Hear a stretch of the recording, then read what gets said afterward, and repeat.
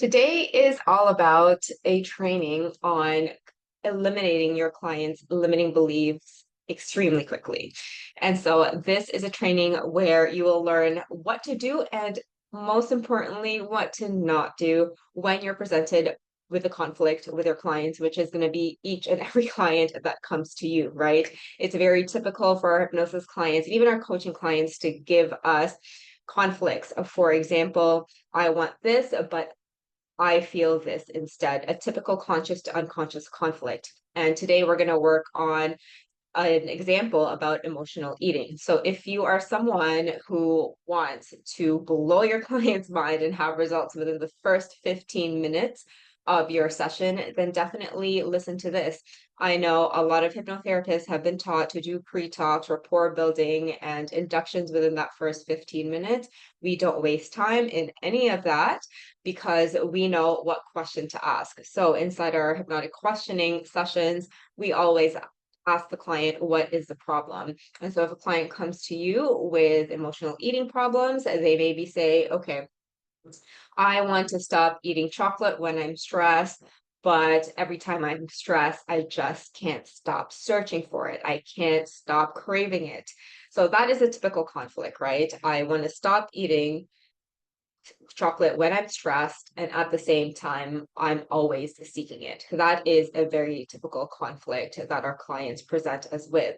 So, what the hell do we do to help our clients to eliminate this faster? No, it is not going to be a regression to when they were a kid and they were given chocolate by their parents. No, no. It can be as simple as this one principle that is present in all therapeutic work. This is the very, very, very basic principle that is necessary in order for any therapeutic effect to happen. So, in your hypnosis or coaching trainings, what is the number one thing that needs to be present within your sessions? Comment below what it is. I am waiting. What is the one thing that is present? It starts with an A. So, first of the alphabet, what is one thing that needs to be present in order for your client to even have a result, to even have something to go with? I'm going to wait. Drop it below in the comments. What is that A word? All right, fine. I'll give it to you. It's attention, right? You want your client's attention. Some people say that hypnosis is focused attention, right? And so you want to first get your client's attention. And what I'm about to show you or present to you is how you can utilize this principle of attention to help your clients eliminate conflicts quickly. So, client comes to you, Fritz, I want to stop eating chocolate when I'm stressed, but I seem to not be able to control myself when I'm stressed. I just reach for it, right? Very, very typical conflict. And so, what you want to do is place attention on those two conflicting things. You can do, actually, I'm going to present you two ways. One is you're going to explore one side, and then second, you're going to explore the other side. And then eventually, as your clients have their attention on these two things, they will start to put things together. So I can't stop eating when I'm stressed. Let's explore that. So what makes chocolate the thing, the go-to when they're stressed? Ask them questions about that. So what happens when you're stressed? Blah, blah, blah, blah, blah. And then I was going to say something, but that's a topic for a different video. But the other next one, we got to focus on conflicts. And the next one, I'm always seeking the chocolate. It seems like I can't stop. You want to then explore that tendency and that drive of them not being able to stop it. So you question both things, right? Question them, what makes you want to seek it? What are you looking for? Those types of things. And if you're writing these questions down and be like, I'm going to ask my clients all of these questions. No, no, that's missing the point. The questions that are going to come out of you, and this is how we teach it inside the hypnotic questioning trainings, is listening to your client in front of you at the present moment. You are going to formulate your questions based on what your clients are going to give you. But if they already gave you the two conflict, then that's exactly what you're going to explore. You're going to explore A, and then you're going to explore B. Your client's mind is extremely smart enough to put things together, and things will start clicking for them as soon as you get shit out of that backpack, as soon as we question those behaviors. That's what a mind does naturally, right? This is what not to do. What not to do is attempt to fix it right away. And I will give you examples of fix it questions.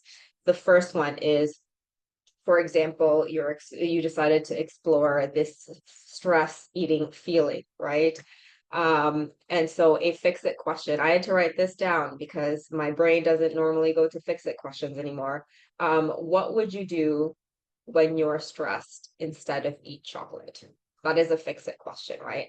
You are now waiting for your client to resolve the problem, which I know is the biggest point, but when you're exploring, when you're early, when you're in the first 15 minutes, that is counterintuitive, and that's not going to help your clients. Why? Because if they already knew that the answer to that question, they wouldn't be there in front of you, right? So you want to explore the variables as to with regards to this stress eating. So what could you do when you're stressed instead of chocolate?